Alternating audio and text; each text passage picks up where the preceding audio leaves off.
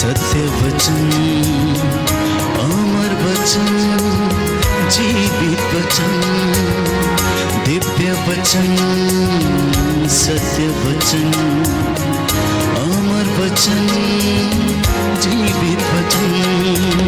साई दा बामा बनी दा बामा बगरे रे सा नी रे सा नी रे सा नी रे सा नी रे सा। दिव्य वचन, सत्य वचन, अमर वचन, जीवित वचन, दिव्य वचन, दिव्य वचन।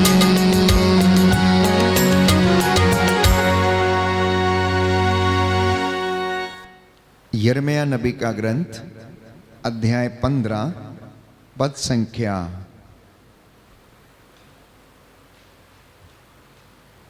18 और उससे आगे।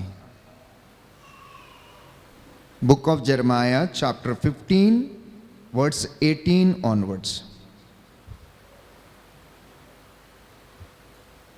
मेरी पीड़ा का अंत क्यों नहीं होता, मेरा घाव क्यों नहीं भरता।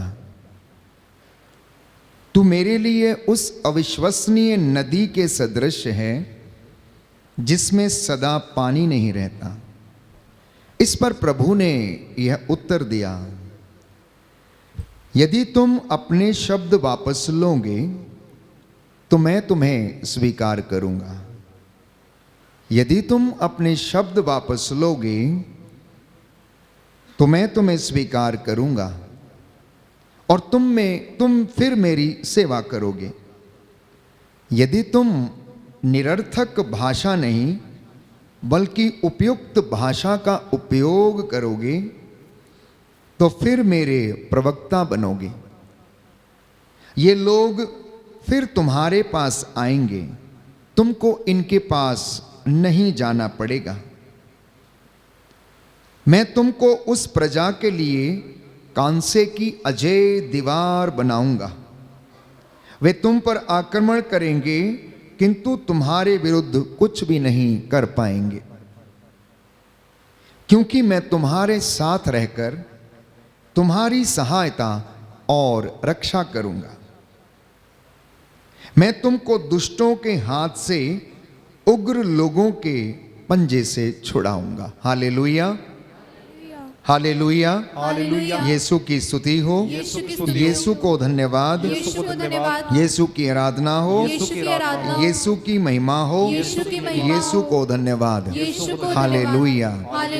प्रभु का दास यिर्मयाह प्रभु से बातें कर रहा है। यिर्मयाह बीमार पड़ गया, उसका दुख इतना बढ़ गया कि अब वो ठीक होने को नाम नहीं लेता था। उसे समझ में नहीं आता था कि मेरे साथ क्या हो रहा है, मुझे क्या हो रहा है, मैं ठीक क्यों नहीं होता हूं, मेरी पीड़ा का अंत क्यों नहीं होता है, मेरे काम क्यों नहीं बनते हैं, ये हमेशा बिगड़े हुए क्यों रहते हैं। उसे समझ में नहीं आता है और वो परमेश्वर से बातें करता है और इन्हीं बातों के दौरान वो उससे पूछता है कि हे प्रभु मुझे बता कि मेरी पीड़ा का अंत क्यों नहीं होता। तो परमेश्वर उसे बताता है, ओ यिर्मयाह, यदि तू अपने शब्दों को वापस लेगा तो मैं तुझ पर दया करूंगा, मैं तेरे होठों को शुद्ध करूंगा और तेरी जुबान पर अपने शब्दों को रख दूंगा। मैं तुझे अपना प्रवक्ता बनाऊंगा और यदि तुम उपयुक्त भाषा का उपयोग करोगे तब मैं तुम्हें अपनी वाणी सुनाने के लिए इस्तेमाल करूंगा। तो कहने का मतलब ये है, एक विश्वासी को, जो प्रभु का अनुयायी है, जो उस पर भरोसा रखता है, प्रभु का दास, उसका भक्त, उसका जो प्रचार करने वाला व्यक्ति है, उसे हर वक्त उपयुक्त भाषा का इस्तेमाल करना चाहिए। उसके मुख से अश्लील बातें, ढिठाई के शब्द नहीं निकलने चाहिए। जैसा कि संत पौलुस गलातियों को लिखते हुए कहता, तुम्हारे मुख से ढिठाई के शब्द ना निकले, तुम्हारे मुख से अश्लील बातें शोभा नहीं देती, तुम्हारे मुख से बुराई ना निकले, तुम अपने होठों को बुराई ना बोलने दो और परमेश्वर भी अपने दास, अपने चुने हुए नबी से यही कहता है। बात क्या थी? बात यूं थी कि नबी यिर्मयाह ये कहता है, पद संख्या 10 यदि आप पढ़ेंगे तो वहां पर लिखा हुआ, हाय माता, आपने मुझे जन्म क्यों दिया? धिक्कार मुझे, क्योंकि सारा देश मुझसे लड़ता झगड़ता है। मैं ना तो किसी को उधार देता और ना किसी से उधार लेता हूं, फिर भी सब मुझे कोसते हैं। प्रभु कहता है, मैं तुमको विश्वास दिलाता हूं कि मैं तुम्हारे कल्याण का प्रबंध करूंगा।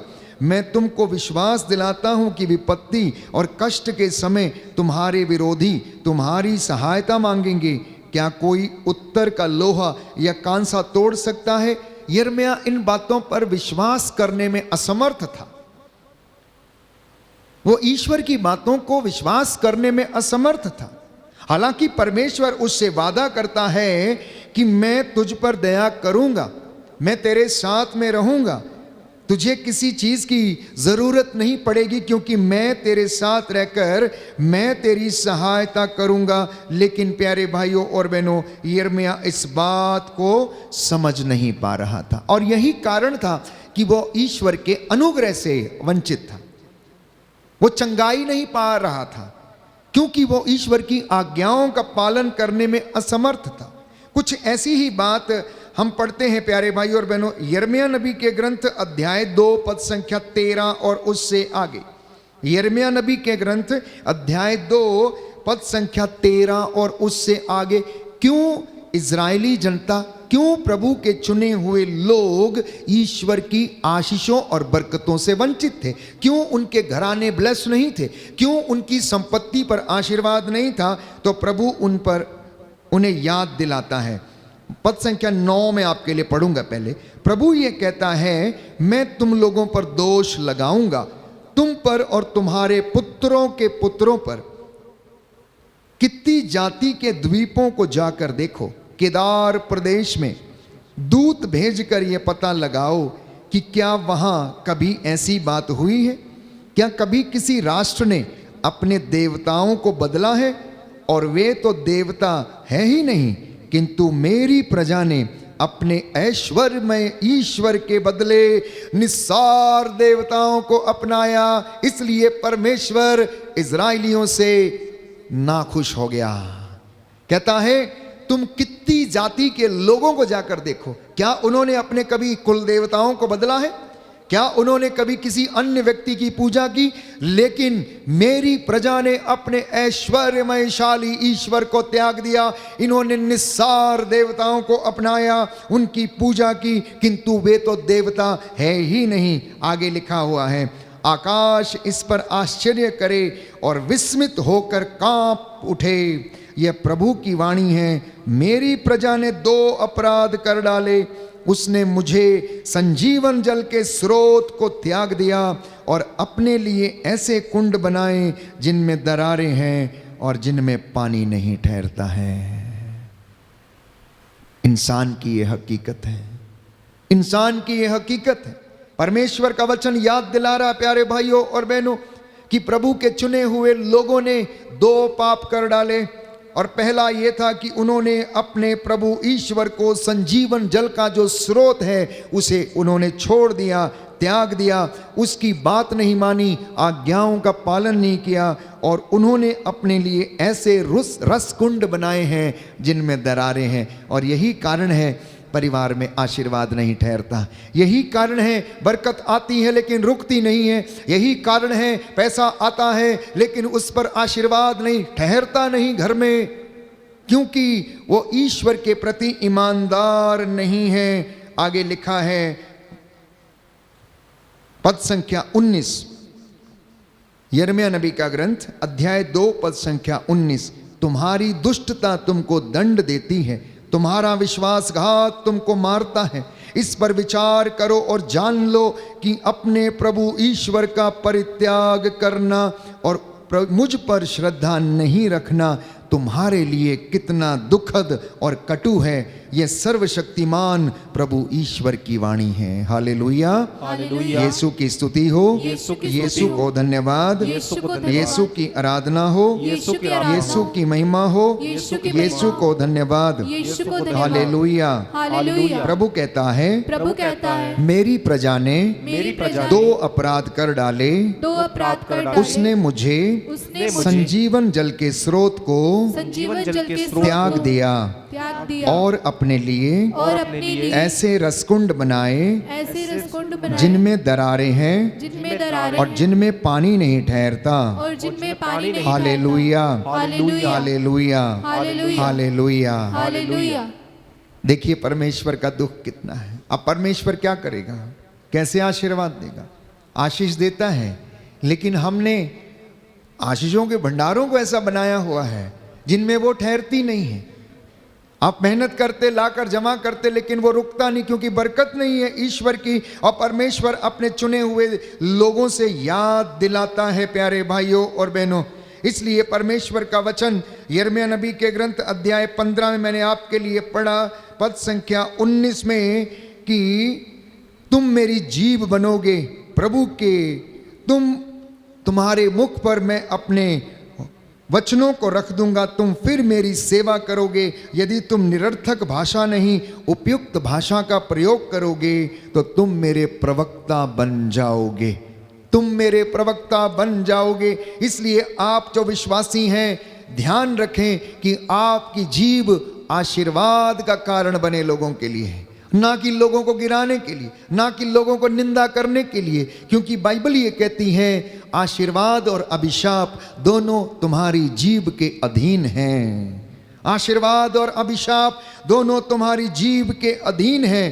प्यारे भाइयों और बहनों, शब्दों में बहुत सामर्थ्य है।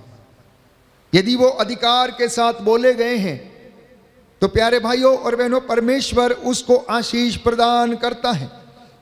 इसलिए जब यीशु मसीह ने अधिकार के साथ शब्द बोले और लाजरस जो 4 दिन का कब्र में मोया हुआ था, उसने पिता ईश्वर को धन्यवाद दिया और यीशु ने उसे जोर से बुलाया, लाजरस बाहर आ जाओ। लाजरस बाहर आ गया। उसमें अधिकार था, उसके शब्दों में जीवन था, उसके शब्द आशीर्वाद का और उद्धार का कारण बन गए।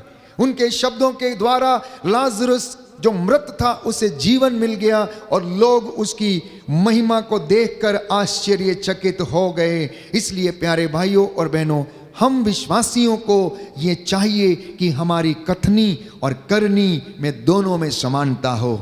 जो आप बोलते हैं उसे आप करें भी और उसे विश्वास में प्रकट करें, क्योंकि बाइबल ये कहती है याकूब के ग्रंथ अध्याय 1 पद संख्या 26 में, यदि कोई अपने को धार्मिक मानता है परंतु जीभ पर नियंत्रण नहीं रखता तो अपने को धोखा देता है और आशीषों से वो वंचित रहता है। Hallelujah, hallelujah, hallelujah. यीशु की स्तुति हो, यीशु की यीशु स्तुति को हो, धन्यवाद, यीशु को यीशु धन्यवाद, की आराधना हो, यीशु की आराधना, यीशु की महिमा हो, यीशु की महिमा, यीशु को धन्यवाद। यीशु को धन्यवाद। Hallelujah, hallelujah, hallelujah, hallelujah, hallelujah. Hallelujah. याकूब का पत्र अध्याय 1 पद संख्या 26। जिनके पास बाइबल है खोल लें, अन्यथा आप नोट करें और बाद में घर में जाकर आप पढ़ें।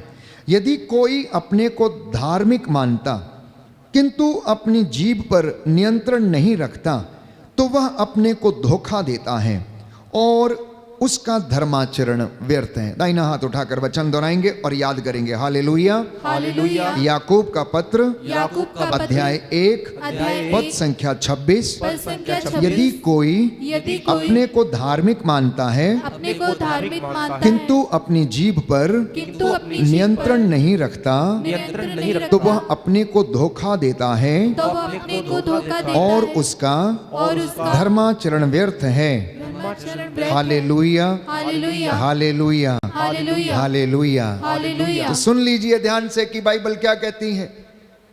यदि कोई अपने को धर्मी मानता है, प्रभु का दास मानता, प्रचारक मानता, उसका अनुयायी मानता, लेकिन यदि जीभ पर नियंत्रण नहीं है, यहां से निकलकर बाहर यदि गाली देता, निंदा करता है, तो वो अपने को धोखा देता है, किसी को धोखा नहीं देता है। वो अपने को धोखा देता है। और आगे लिखा है उसका धर्माचरण व्यर्थ है। हमारे ईश्वर और पिता की दृष्टि में शुद्ध और निर्मल धर्माचरण यह है, विपत्ति में पड़े हुए अनाथों और विधवाओं की सहायता करना और अपने को संसार के दूषण से बचाए रखना। ये धर्माचरण है, ये धार्मिकता है, ये आध्यात्मिकता है, ये प्रभु का प्रेम है जिसमें मैं और आप बढ़ते और आगे चलते हैं। अब यिर्मयाह नबी ने अपनी जीभ पर नियंत्रण नहीं रखा, उसने अपने को ही धोखा दिया। वो मां के गर्भ को कोसने लगा। ईश्वर की आज्ञाएं उसे यूं ही प्यारे भाई और बहनों लगने लगी। वो सोचने लगा कि अब ये कैसे होगा, और कहने लगा कि तू तो मेरे लिए अविश्वसनीय नदी के जैसा है जिसमें सदा पानी नहीं रहता, मेरी पीड़ा का अंत नहीं होता है। और प्रभु उसे याद दिलाता है, यिर्मयाह याद कर कि तूने अपने मां के गर्भ को नहीं, परंतु तूने मुझे, जिसमें कि मैं उस गर्भ में उस संतान को उत्पन्न करता, जीवन देता, तूने उसको कोसा है, तूने अपनी मां को नहीं कोसा। इसलिए प्रभु उससे नाराज था प्यारे भाइयों और बहनों। इसलिए बाइबल हमें बताती है कि निरर्थक बातें, ऊट पटांग बातों को अपनी जिंदगी में करने से हम आशीर्वाद को खो देते हैं और हमारे जीवन में आशीर्वाद नहीं ठहरता है। आगे संत पौलुस याकूब के पत्र में लिखता है और इस जीव की विशेषता के विषय में बताता है। हमारी जीव तलवार से भी अधिक तेज है। कुछ ऐसा ही बाइबल में लिखा है, सुनिए ध्यान से। याकूब का पत्र अध्याय 3 से मैं आपके लिए पढ़ूंगा। भाइयों, आप लोगों में बहुत लोग गुरु ना बने, आप लोगों में बहुत से लोग गुरु ना बने, क्योंकि आप जानते हैं कि हम गुरुओं से अधिक कड़ाई से लेखा मांगा जाएगा। आपसे ज्यादा मुझसे कड़ाई से लेखा मांगा जाएगा।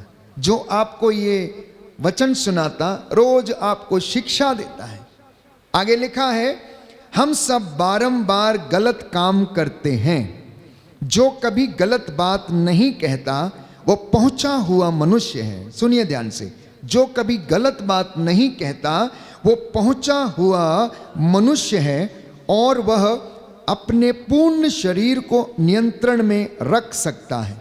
यदि हम घोड़ों को वश में रखने के लिए उनके मुंह में लगाम लगाते हैं तो उनके सारे शरीर को इधर उधर घुमा सकते हैं। जहाज का उदाहरण लीजिए, वो कितना ही बड़ा क्यों ना हो और तेज हवा से भले ही बहाया जा रहा हो, तब भी वह कर्णधार की इच्छा के अनुसार एक छोटी सी पतवार से चलाया जाता है। इसी प्रकार जीभ शरीर का एक छोटा सा अंग है, किंतु वह शक्तिशाली होने का दावा कर सकती है। देखिए, एक छोटी सी चिंगारी कितने विशाल वन में आग लगा सकती है। जीभ भी एक आग है जो हमारे अंगों के बीच हर प्रकार की बुराई का स्रोत है। वह हमारा समस्त शरीर दूषित करती और नरक अग्नि से प्रज्वलित होकर हमारे पूरे जीवन में आग लगा देती है। हर प्रकार के पशु और पक्षी, रेंगने वाले जलचर, जीव जंतु, सब के सब मानव जाति द्वारा वश में किए जा सकते हैं या वश में किए जा चुके हैं, किंतु कोई मनुष्य अपनी जीभ को वश में नहीं कर सकता। किंतु कोई मनुष्य अपनी जीभ को अपने वश में नहीं कर सकता। वह एक ऐसी बुराई है जो कभी शांत नहीं रहती और प्राण घातक विष से भरी हुई है। प्राण घातक विष से भरी हुई है। हम उस प्रभु से, अपने प्रभु एवं पिता की स्तुति करते हैं और उसी से मनुष्यों को अभिशाप देते हैं जिन्हें ईश्वर ने अपना प्रतिरूप बनाया है। एक ही मुख से स्तुति भी निकलती और अभिशाप भी। मेरे भाइयों बहनों, ये उचित नहीं है। एक ही मुख से, एक ही जुबान से अभिशाप भी निकलते हैं, आशीर्वाद भी निकलते और स्तुति भी निकलती हैं। और संत पौलुस याकूब को लिखता है, मेरे भाइयों यह उचित नहीं है, क्या जल स्रोत की एक ही धारा से मीठा पानी भी निकलता है और खारा पानी भी? क्या अंजीर के पेड़ पर जैतून लगते हैं, या दाखलता पर अंजीर? खरे जल स्रोत से भी मीठा पानी नहीं निकलता। ये प्यारे भाइयों और बहनों संत पौलुस हमें समझाता है। अब जरा विचार कीजिए कि मैं और आप चाहते हैं कि हमारी जिंदगी में आशीष ठहरे, हमारी जिंदगी में हमेशा आशीर्वाद आते रहे, उन्नति होती रहे। लेकिन संत पौलुस पवित्र बाइबल में हमें यह समझाता है कि क्या एक ही जीव से स्तुति, आराधना, गाली गलौज, आशीर्वाद, अभिशाप ये निकलना उचित है? आप बताइए, क्या यह उचित है या नहीं उचित है? नहीं उचित है ना। तो वही आज हमारी जिंदगी में आशीष लाने का कारण यह है कि अपनी इस जुबान को नियंत्रण में रखें, क्योंकि बाइबल ये कहती है आज तक ऐसा हुआ नहीं। घोड़े, खच्चरों, जीव जंतुओं को लगाम लगाकर रोका जा सकता है, लेकिन मनुष्य आज तक अपनी जुबान को लगाम नहीं लगा पाया। इसलिए इसका ध्यान देना प्यारे भाइयों और बहनों अत्यंत आवश्यक है। इसलिए बाइबल हमें कहती है, पेतरुस का पहला पत्र अध्याय 3 पद संख्या 10, पेतरुस का पहला पत्र अध्याय 3 पद संख्या 10 लिखा हुआ है, जो जीवन को प्यार और सुख शांति देखना चाहता है वो ना तो अपनी जीभ को बुराई बोलने दे और ना अपने होठों को कपटपूर्ण बातें। बोलिए amen, hallelujah, hallelujah, hallelujah, hallelujah, hallelujah. Hallelujah. यीशु की स्तुति हो, यीशु को धन्यवाद, यीशु की आराधना हो, यीशु की आराधना, यीशु की महिमा हो, यीशु की महिमा यीशु को धन्यवाद, यीशु को धन्यवाद, हालेलुया। हालेलुया। प्रभु का वचन कहता है, प्रभु का वचन कहता है, पेतरुस का पहला पत्र पेतरुस का पहला पत्र अध्याय 3 अध्याय पद 3 संख्या 10, पद संख्या 10, जो जीवन को प्यार करता जो जीवन को प्यार करता और सुख शांति देखना चाहता है और सुख शांति देखना चाहता वह है, ना तो अपनी जीभ को वो ना तो अपनी जीभ को बुराई बोलने दे बुराई बोलने और दे ना अपने होठों को और ना अपने होठों को कपटपूर्ण बातें। कपटपूर्ण वह बातें, बुराई से दूर रहे, वह बुराई से दूर रहे, भलाई करे, भलाई करे, शांति के मार्ग पर शांति के मार्ग आगे पर बढ़ता रहे, आगे बढ़ता रहे, क्योंकि प्रभु की कृपा दृष्टि क्योंकि प्रभु की कृपा दृष्टि धर्मियों पर बनी रहती है धर्मियों पर बनी रहती है और उसके कान और उसके कान उनकी प्रार्थना सुनते हैं। उसकी प्रार्थना सुनते हैं, किंतु प्रभु कुकर्मियों से कुकर्मियों से मुंह फेर लेता है। मुंह फेर लेता है। Hallelujah, hallelujah. हे प्रभु यीशु, हे प्रभु मुझे यीशु, क्षमा कीजिए मुझे क्षमा उन कीजिए क्षणों के लिए उन क्षणों के जब लिए मेरे मुख से जब मेरे मुख से ढिठाई के शब्द निकले, इकाई के शब्द बुराई के शब्द निकले, बुराई के शब्द जब निकले, मैंने निंदा की, जब मैंने निंदा मुझे की, क्षमा कीजिए। मुझे क्षमा हालेलुया, हालेलुया, हालेलुया। हालेलुया। तो प्यारे भाई और बहनों, स्पष्ट रूप से बाइबल हमें बताती है परमेश्वर अधर्मियों से, कुकर्मियों से, जो कुकर्म करता है, जो धोखा देता है, जो निंदा करते, उनसे अपना मुख फेर लेता है। ऐसे व्यक्ति प्रभु से आशीर्वाद की आशा ना रखें। जब तक कि आप संपूर्ण हृदय से प्रायश्चित करके प्रभु के सामने नतमस्तक ना हो जाएं, ये आशीर्वाद हमारी जिंदगी में नहीं ठहरेगा।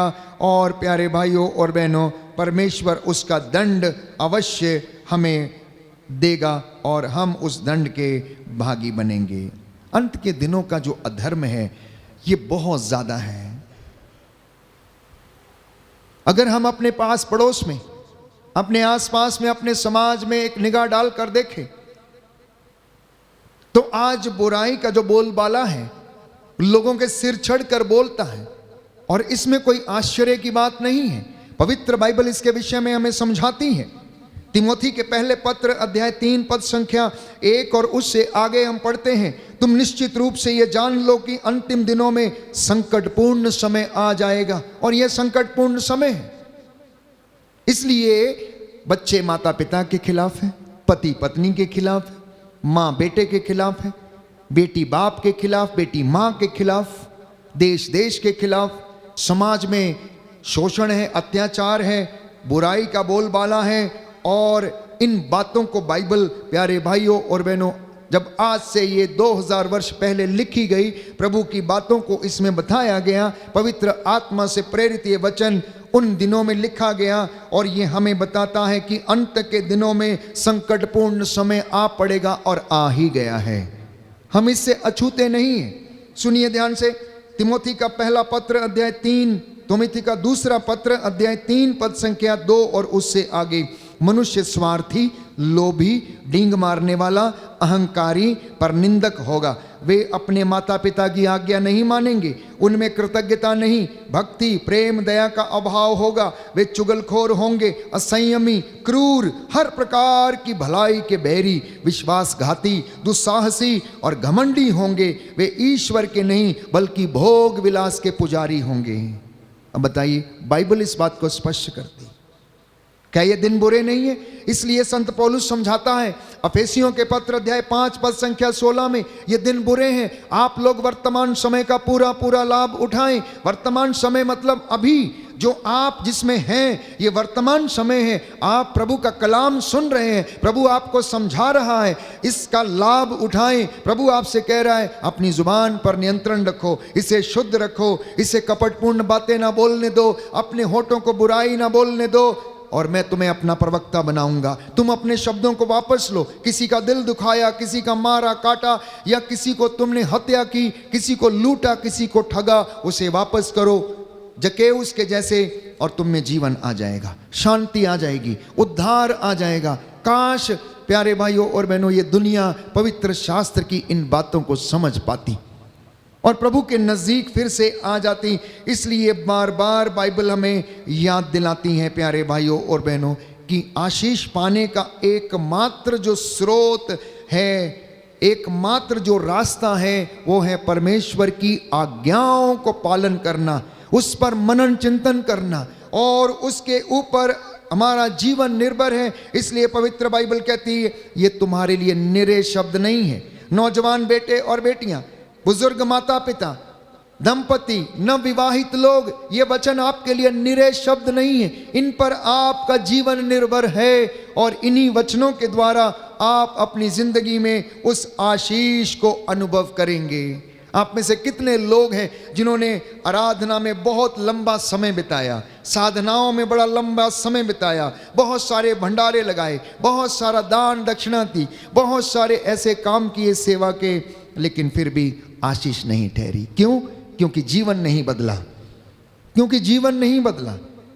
हमने अपने मन को खुश करने के लिए ऐसे तमाम काम किए, लेकिन अपने जीवन को नहीं बदला, और वो पीढ़ी दर पीढ़ी श्राप जो है मेरे और आपके परिवारों में, जिंदगियों में आता गया। Hallelujah, hallelujah. यीशु की स्तुति हो, यीशु की यीशु स्तुति को हो, धन्यवाद, यीशु को धन्यवाद, यीशु की आराधना हो, यीशु की आराधना यीशु हो, की महिमा हो, यीशु की यीशु महिमा को हो, धन्यवाद। यीशु को धन्यवाद। Hallelujah, hallelujah, hallelujah, hallelujah, hallelujah. Hallelujah. तो अब मैंने कहा कि हमारी जिंदगी में ये समस्याएं क्यों ठहरती हैं, क्यों रुकती हैं? क्योंकि हम प्रायश्चित करने में असमर्थ हैं।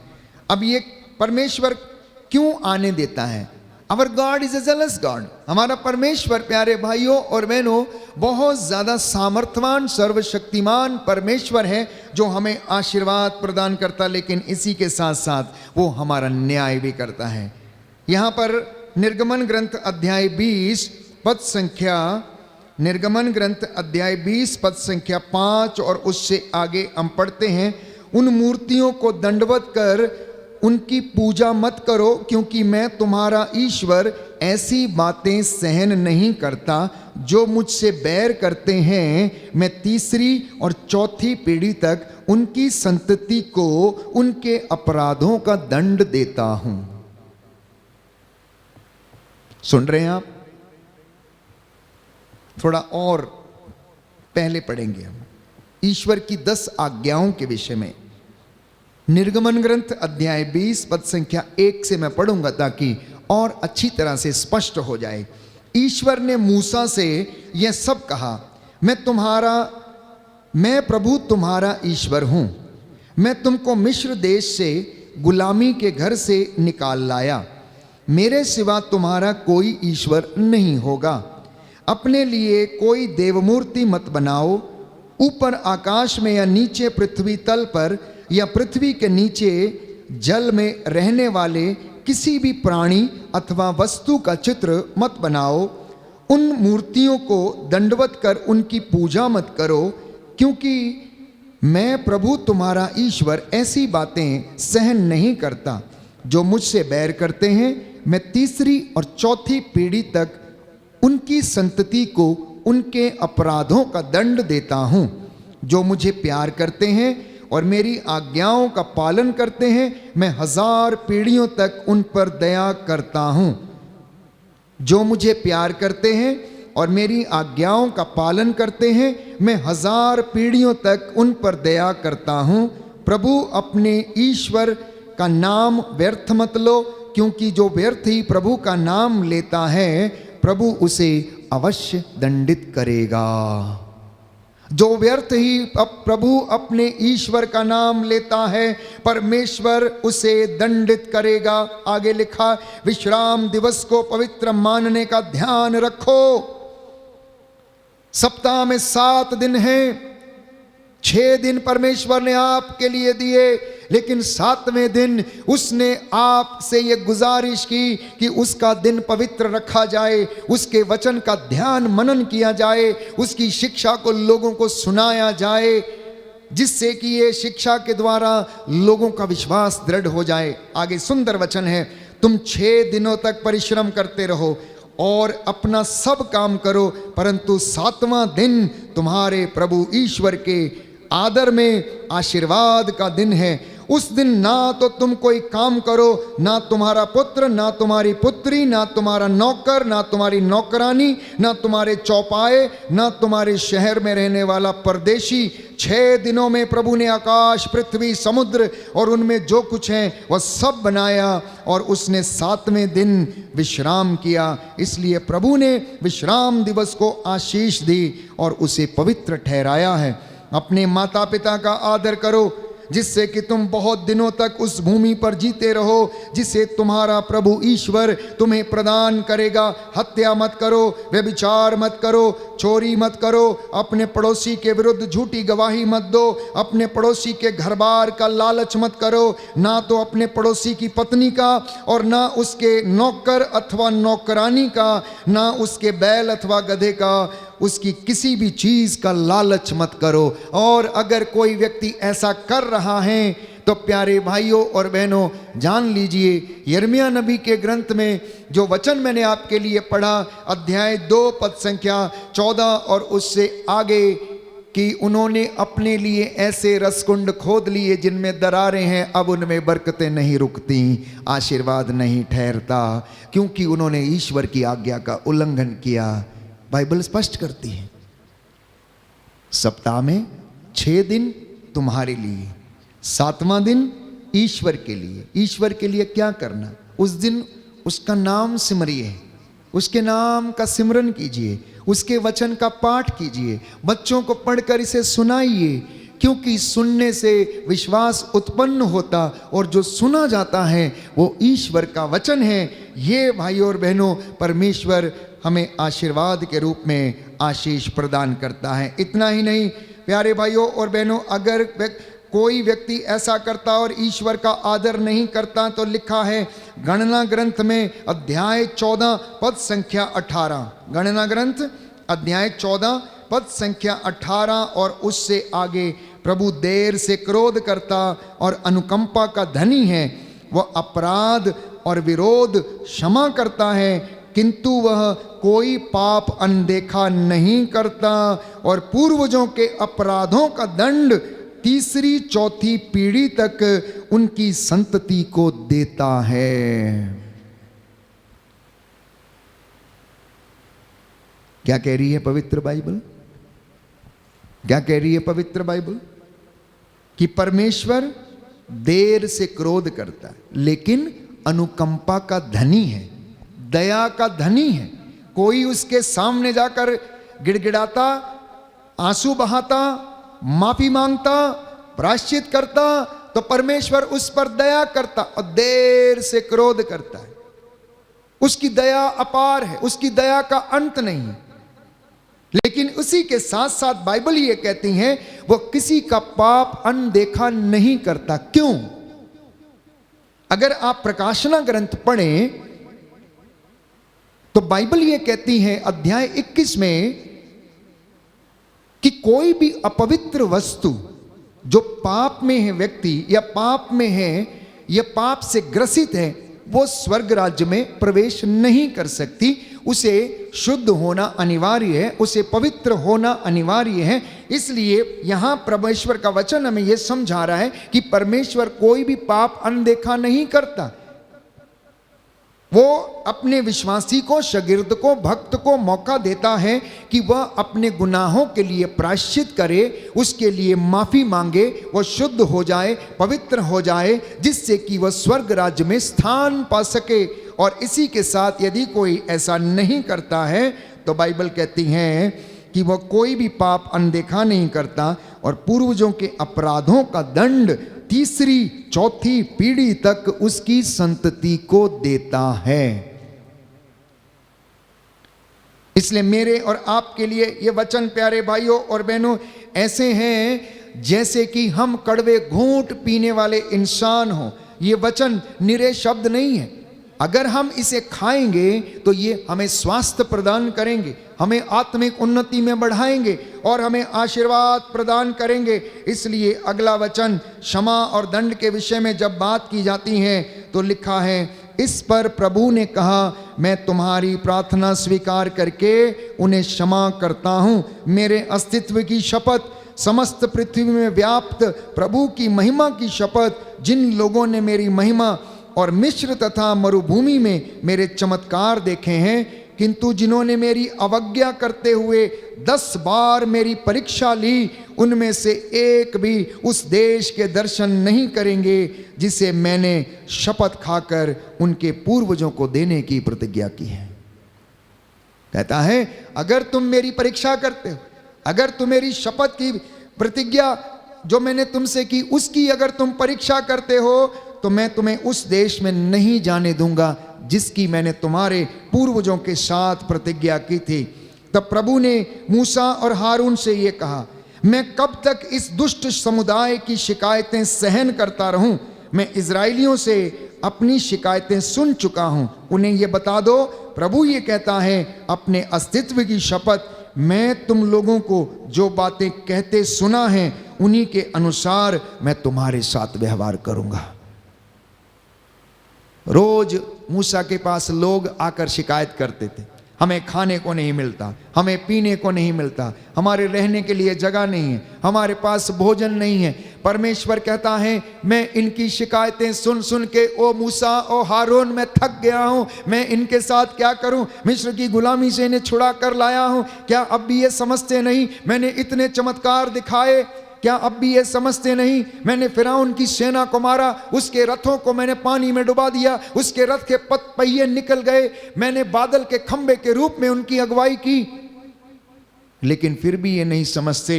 अब मैं शपथ पूर्वक ये कहता हूं, आगे लिखा है कि मैंने तुम लोगों की जो बातें तुमको कहते हुए सुना है उन्हीं के अनुसार मैं तुम्हारे साथ व्यवहार करूंगा। किसी दूसरी बात के साथ नहीं, किसी दूसरी बात से नहीं, परंतु मैं तुम्हारी बातों के अनुसार मैं तुम्हारे साथ व्यवहार करूंगा। Hallelujah, hallelujah. यीशु की स्तुति हो, यीशु को धन्यवाद, यीशु की आराधना हो, यीशु की महिमा हो, यीशु को धन्यवाद। हालेलुया। हे प्रभु यीशु, मुझे क्षमा कीजिए, मेरे परिवार को क्षमा कीजिए, माता पिता को क्षमा कीजिए, हमारे पूर्वजों को क्षमा कीजिए, अज्ञानता के कारण जाने अनजाने में जो गलतियां हो गई हैं, हे प्रभु यीशु हम क्षमा मांगते हैं। हमारे कामकाज को, खेत खलियानों को, हमारी संस्थाओं को, हमारे दफ्तरों को आशीर्वाद प्रदान कीजिए। Hallelujah, hallelujah, hallelujah.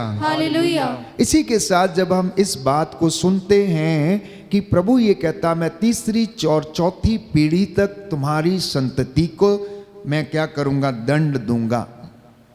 ये जो पारंपरिक समस्याएं और पाप हमारा जो पीछा करने लगते हैं, इनकी वजह से इंसान आशीषों से वंचित रहता है, और इन ट्रांसजनरेशनल समस्याओं में सबसे बड़ी समस्या है माता पिता का अनादर।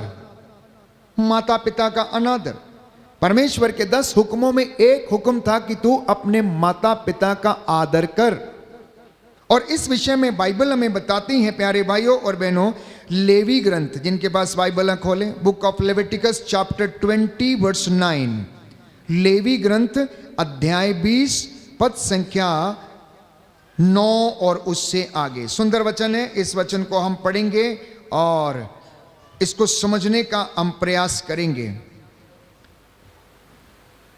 यदि कोई अपने पिता या अपनी माता को अभिशाप देगा तो उसे प्राण दंड दिया जाएगा। यदि कोई अपने पिता या अपनी माता को अभिशाप देगा तो उसे प्राण दंड दिया जाएगा। उसने अपने पिता या अपनी माता को अभिशाप दिया, इसलिए उसका रक्त उसके सिर पड़ेगा। यदि कोई पुरुष किसी की पत्नी और पड़ोसी की पत्नी से व्यभिचार करे तो व्यभिचारी और व्यभिचारिणी को प्राण दंड दिया जाएगा। यदि कोई अपने पिता की किसी पत्नी के साथ व्यभिचार करे तो वह अपने पिता का अनादर करता है, दोनों को प्राण दंड दिया जाएगा। उनका रक्त उनके सिर पड़ेगा। यदि कोई अपनी पुत्र वधू के साथ व्यभिचार करे तो दोनों को प्राण दंड दिया जाएगा। उन्होंने घृणित पाप किया, उनका रक्त उनके सिर पड़ेगा। यदि कोई किसी स्त्री की तथा किसी पुरुष के साथ प्रसंग करे तो दोनों घृणित पाप करते हैं, उनको प्राण दंड दिया जाएगा। उनका रक्त उनके सिर पड़ेगा। यदि कोई किसी स्त्री और उसकी माता दोनों के साथ विवाह करे तो यह घृणित पाप है। उस पुरुष और दोनों स्त्रियों को आग में जलाया जाएगा। इस प्रकार का कुकर्म तुम लोगों में नहीं रहेगा। ये परमेश्वर की आदेश थे। इजराइलियों को ये आदेश थे कि तुम इजराइलियों से ये कहोगे कि इस प्रकार के घृणित पाप वे लोग नहीं करेंगे, व्यभिचार से दूर रहेंगे, बल्कि माता पिता का आदर करेंगे, ईश्वर का दिन पवित्र रखेंगे। आगे लिखा है, यदि कोई पशु गमन करे तो उसे और पशु को दोनों को मार दिया जाएगा। यदि कोई स्त्री किसी पशु के साथ प्रसंग होने दे तो उसे और पशु दोनों को मार दिया जाएगा। उन्हें मारना है, उनका रक्त उनके सिर पड़ेगा। यदि कोई पुरुष अपनी बहन के साथ विवाह करे, चाहे वह उसके पिता की पुत्री हो चाहे उसकी माता की, और वे प्रसंग करें तो दोनों को लोगों के सामने मारना है। उसने अपनी बहन का अनादर किया और वह दोषी है। जब इस तरह का पाप, इस तरह का कलंक समाज में, परिवार में जब बढ़ता गया तो प्यारे भाइयों और बहनों, परमेश्वर इससे नाराज हो गया। सोदोम और गोमोरा में क्या हुआ? यही हुआ। वहां पर लोग सडोमिस थे। मनुष्य मनुष्य का उपभोग करने लगा, स्त्री स्त्री का और पुरुष पुरुष का, पशुओं के साथ गमन करने लगे। और परमेश्वर इस बात से खासा नाराज था और इसलिए उसने सोदोम और गोमोरा के ऊपर आग और गंधक बरसाई और उसे प्यारे भाइयों और बहनों निर्मूल कर दिया। उसका अस्तित्व मिटा दिया, उसका अस्तित्व मिटा दिया। इसलिए यदि इस प्रकार के घृणित पाप प्यारे भाइयों और बहनों इंसान के परिवार में, उसकी जिंदगी में है, तो ये पाप सदियों से लेकर पीढ़ियों तक उनका पीछा करता रहता है, उनकी संततियों का पीछा करता रहता है, यदि उसके लिए प्रायश्चित नहीं किया गया हो। इसलिए बार बार ये बताया गया है कि कौटुंबिक व्यभिचार से आप सावधान रहें, कौटुंबिक व्यभिचार से आप सावधान रहें। प्रवक्ता ग्रंथ अध्याय 3 पद संख्या 2 सुंदर उदाहरण है माता पिता के आदर करने का। और जो ऐसा नहीं करता है वो अपनी जिंदगी में प्यारे भाइयों और बहनों तमाम कष्टों से गुजरता है। प्रवक्ता ग्रंथ अध्याय 3 पद संख्या 2, पुत्रों पिता की शिक्षा ध्यान से सुनो। पुत्रों और पुत्रियों, पिता की शिक्षा ध्यान से सुनो, उसका पालन करने में तुम्हारा कल्याण है। किस चीज में कल्याण है? पालन करने में, पिता की आज्ञा मानने में आपका कल्याण है। माँ की आज्ञा मानने में आपका कल्याण है। छोटे बच्चे, नौजवान, युवक और युवतियां, माता पिता का आज्ञा का पालन करने में आपका कल्याण है। जो उन पर हाथ उठाता है वो प्रभु को कतई प्रिय नहीं है। वो प्रभु प्यारे भाइयों और बहनों उन्हें अवश्य दंडित करेगा। आगे लिखा है, पिता पर श्रद्धा रखने से इंसान पापों का प्रायश्चित करता है। पिता पर श्रद्धा रखने पर इंसान अपने पापों का प्रायश्चित करता है।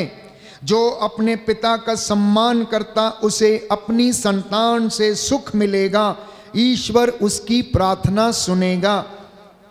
पद संख्या 7, पिता का आदर दीर्घ आयु प्रदान करता है। पद संख्या 15, उनका मन यदि दुर्बल हो तो स्वास्थ्य की उमंग में उनका अनादर ना करें।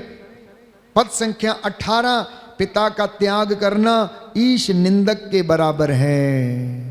पिता का त्याग करना ईश निंदक के बराबर है। और इतना ही नहीं, गलातियों के पत्र अध्याय 3 पद संख्या 10, book of Galatians chapter 3 verse 10, जो संहिता के नियम का पालन नहीं करता वो भी श्रापित है। प्यारे भाई और बहनों, ये वचन जो आज सुनाए जा रहे हैं, अगर इनको कोई सुनकर इनका पालन नहीं करता तो बाइबल कहती है वो श्राप के अधीन है, वो अभिशाप के अधीन है, आशीर्वाद से वंचित है, महिमा से वंचित है। उसकी जिंदगी में, उसके परिवार में कभी भी आशीर्वाद नहीं ठहर सकता। इसलिए सावधान रहें, अपनी जीभ पर नियंत्रण रखें और परमेश्वर आपको आशीर्वाद प्रदान करेगा। बोलिए आमीन, हालेलुया, हालेलुया। यीशु की स्तुति हो, यीशु की स्तुति यीशु हो। को धन्यवाद, यीशु को धन्यवाद। यीशु की आराधना हो, यीशु की आराधना। यीशु की महिमा हो, यीशु की महिमा यीशु को धन्यवाद। यीशु को धन्यवाद। Hallelujah, hallelujah. Hallelujah, hallelujah. Hallelujah, hallelujah. Hallelujah, hallelujah. Hallelujah. Hallelujah. तो अब इसका सुधार कैसे करना है? इसके सुधार के लिए कुछ वचन मैं आपको देना चाहता हूं, ताकि यदि परिवार में, जिंदगी में व्यक्तिगत रूप से इस प्रकार का कोई कुकर्म आपका पीछा कर रहा है तो इस तरह से आप प्रायश्चित करें और परमेश्वर की आशीष मांगें। नबी नेहम्या का ग्रंथ, नबी नेहम्या का ग्रंथ अध्याय 9 पद संख्या 1 और उससे आगे सुंदर वचन है। प्यारे भाइयों और बहनों, इस वचन को हम पढ़ेंगे। Hallelujah, hallelujah. Hallelujah, hallelujah. यीशु की स्तुति हो, यीशु की स्तुति यीशु हो। को धन्यवाद, यीशु को धन्यवाद। यीशु की आराधना हो, यीशु की आराधना। यीशु की महिमा हो, यीशु की महिमा। यीशु को धन्यवाद। यीशु को धन्यवाद। Hallelujah, hallelujah. Hallelujah, hallelujah. Hallelujah, hallelujah. Hallelujah, hallelujah. Hallelujah. Hallelujah. नबी नेहम्या का ग्रंथ अध्याय 9 पद संख्या 1 और उससे आगे। इसी महीने के 24वें दिन इजरायली टाट ओढ़ें और सिर पर राख डालें, सामूहिक उपवास करने के लिए एकत्र हुए। इजरायली सब परदेशियों से अलग हो गए। उन्होंने खड़े होकर प्रभु के सामने अपने और अपने पूर्वजों के अपराध स्वीकार किए। क्या किया उन्होंने? क्या किया उन्होंने? प्रभु के सामने खड़े होकर उन्होंने अपने गुनाहों के लिए, अपने बाप दादा परदादा और अपने पूर्वजों के पापों और गुनाहों के लिए सिर पर राख और भस्म रमाकर, टाट ओढ़कर प्रायश्चित किया और प्रभु के सामने अपने पापों को स्वीकार किया। उन्होंने एक पहर तक प्रभु अपने ईश्वर की संहिता का पाठ किया। उन्होंने एक पहर तक, दिन में 4 पहर हैं प्यारे भाइयों और बहनों, उन्होंने एक पहर तक ईश्वर की संहिता का पाठ किया। दिन के दूसरे पहर में वे अपना अपराध स्वीकार करते और प्रभु अपने ईश्वर की उपासना करते थे। दिन में एक पहर वो क्या करते थे? अपने अपराधों को स्वीकार करते थे और ईश्वर की उपासना करते थे। और उनमें बहुत सारे नाम दिए गए, लिखा है योशुआ, बानी, कदमियल, शबन्या, बुन्नी, शरेबिया, बानी और कनानी, ने लेवियों के मंच पर खड़ा होकर ऊंचे स्वर से प्रभु अपने ईश्वर की दुहाई दी। इसके बाद योशुआ, कदमिएल, बानी, हशबन्या, शेरेबिया, होदिया, शबन्या और पतैया लेवियों ने कहा, उठो प्रभु अपने ईश्वर की स्तुति करो जो सदा सर्वदा धन्य है। तेरा महिमामय नाम धन्य है, वो समस्त गुणानुवाद और स्तुति के परे है। और एजरा ने कहा, तू ही प्रभु है, कोई दूसरा नहीं। तूने आकाश, सर्वोच्च आकाश और तारागण बनाया, पृथ्वी और उसमें जो कुछ है, समुद्र और उनमें जो कुछ है। तू सबको जीवन प्रदान करता, विश्वमंडल तेरी आराधना करता है। Hallelujah, hallelujah, hallelujah. हालेलुया। यीशु की स्तुति हो, यीशु की स्तुति हो, यीशु को धन्यवाद, यीशु को यीशु की आराधना हो, यीशु की यीशु की महिमा हो, यीशु की यीशु महिमा को हो, धन्यवाद। यीशु को धन्यवाद। Hallelujah, hallelujah, hallelujah. तो हालेलुया। खानदानी पश्चाताप करने का एक तरीका, खानदानी पश्चाताप करने का एक तरीका, घर के खानदान के सभी बुजुर्ग, सास, बहू, नाती, पोते, बेटे, बेटियां मिलकर प्रभु के सामने उपस्थित होकर उसकी संहिता का पाठ करना, अपने पूर्वजों और अपने गुनाहों के लिए माफी मांगना। और जैसे एजरा ने कहा, तू सर्वशक्तिमान है, तू सदा सर्वदा युगानुयुग जीता है, आकाश, पृथ्वी सब कुछ तेरा है, तूने इन सबको बनाया है। हे प्रभु हम पर दया कर, हम पर दया कर। अगले वचन में सुंदर बातें प्यारे भाई और बहनों, नहम्या लिखता है, अध्याय 9 पद संख्या 17, उन्होंने तेरी बातों की उपेक्षा की। देखिए अब क्या कहता है वो प्रभु से। एजरा नबी लोगों की ओर से ईश्वर से बातें कर रहा और कह रहा है, हे प्रभु इन पर दया कर, हे प्रभु धमोला वासियों पर दया कर, हे प्रभु बरेली के लोगों पर दया कर, हे प्रभु इन तमाम जातियों पर दया कर। क्यों? क्योंकि उन्होंने तेरी बातों की अपेक्षा की, उन्होंने उन चमत्कारों को भुला दिया जिन्हें तूने उनके लिए दिखाया था। वे हठी बने रहे, उन्होंने उसका विरोध किया, उन्होंने तेरे विरुद्ध विद्रोह किया, उन्होंने अपनी गुलामी के देश वापस जाने का निश्चय किया। परंतु तू एक क्षमाशील, करुणामय और दयालु ईश्वर है। तू देर से क्रोध करता, सत्य प्रतिज्ञता का धनी है, तूने उनका त्याग नहीं किया। तू इन्हें क्षमा कर, तू इन्हें क्षमा कर। घर का मुखिया, घर का बाप, घर का बुजुर्ग, घर का जो बड़ा व्यक्ति है, प्यारे भाइयों और बहनों, प्रभु के सामने घुटना टेके प्रार्थना करे और कहे कि मेरी इन संतानों को, मेरे नाती पोतों को, मेरे सभी बेटे बेटियों को और मेरे बच्चों को प्रभु क्षमा कर, क्योंकि ये हठ धर्मी बने रहे, तेरी आज्ञाओं का पालन नहीं किया, तेरे हुक्मों पर ये नहीं चले, इसलिए अब इनकी जिंदगी में ये अभिशाप रुके हुए हैं। आशीषें ब्लॉक हैं, आशीषें आ नहीं रही, आशीर्वाद उतर नहीं रही। बच्चे गैर जातियों में जाकर विवाह करते और अन्य जातियों के साथ प्यारे भाइयों और बहनों अपने आप को अपवित्र कर लेते हैं। इसलिए प्रभु आप इन्हें क्षमा कीजिए। इस तरीके से एजरा नबी प्रार्थना कर रहा था प्रभु के लोगों के लिए।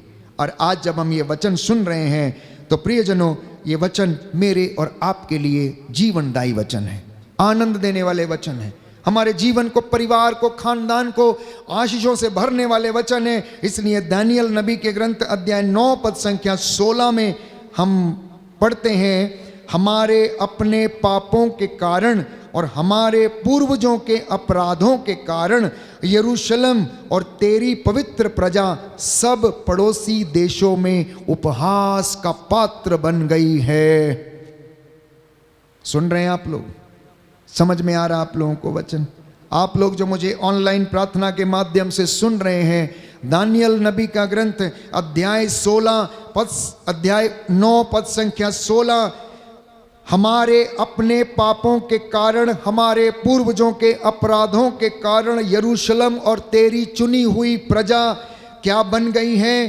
पड़ोसी देशों में उपहास के पात्र बन गई है। इसलिए प्रभु हम पर दया कर और इन्हें सारे अभिशापों से मुक्त कर दे। बोलिए आमेन। आमीन। दाहिना हाथ उठाकर वचन दोहराएंगे, हालेलुया हालेलुया हालेलुया। हालेलुया। हे प्रभु यीशु, हे प्रभु यीशु, आप दयावान हैं, आप दयावान क्षमा हैं, करने वाले प्रभु हैं। क्षमा करने वाले प्रभु हैं। हमें आशीष दीजिए हमें आशीष दीजिए, जिससे कि हम लोग जिससे कि हम लोग तेरे सानिध्य में तेरे सानिध्य सदा में बने रहें। सदा बने हे रहें। प्रभु यीशु, हे प्रभु यीशु, हमारे जीवन से हमारे हर जीवन प्रकार का बंधन टूटे, हर प्रकार का बंधन हम पर टूटे, दया कीजिए। हम पर दया हालेलुया। हालेलुया। हे प्रभु यीशु, हे प्रभु हमारे यीशु, परिवार को, हमारे परिवार हमारे को, कामकाज को, हमारे कामकाज को, बिजनेस को, बिजनेस को, सेवकाई को, सेवकाई को, हर प्रकार के बंधन से हर प्रकार के आजाद बंधन से कीजिए। आजाद कीजिए। Hallelujah hallelujah hallelujah. हालेलुया।